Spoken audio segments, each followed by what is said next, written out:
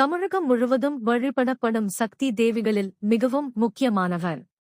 மழை, வளம், ஆரோக்கியம் மற்றும் மக்களின் பாதுகாப்பை அருளும் அம்மனாக பக்தர்கள் வணங்குகின்றனர். மாரியம்மன் யார்?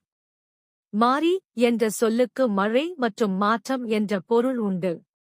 அதனால் மாரியம்மன் மழை பொழியச் செய்து விவசாயம் செழிக்கவும் மக்களின் வாழ்க்கை வளமாகவும் அருள் புரிபவர் என்று நம்பப்படுகிறது. முத்து மாரியம்மன் என்ற பெயர் எப்படி வந்தது?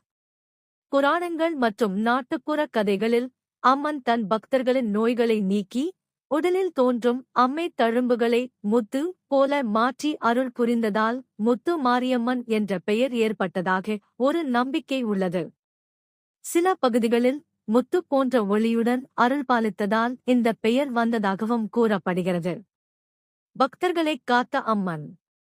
ஒரு கிராமத்தில் கடுமையான வறட்சியும் நோய்களும் பரவின. மக்கள் மனமுருகி அம்மனை வேண்டினர். அவர்களின் பக்தியால் மகிழ்ந்த முத்து மாரியம்மன் அருள் புரிந்ததாகவும் மழை பெய்து நோய்கள் நீங்கி கிராமம் மீண்டும் செழித்ததாகவும் நாட்டுப்புற மரபுக் கதைகள் கூறுகின்றன.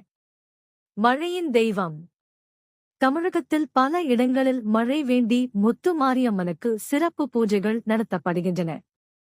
அம்மனின் அருளால் நிலம் செழித்து விவசாயம் வளரும் என்பது பக்தர்களின் நம்பிக்கை.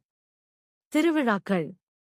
ஆடி மாதம் மற்றும் பங்குனி மாதங்களில் பல முத்து மாரியம்மன் கோயில்களில் திருவிழாக்கள் நடைபெறுகின்றன.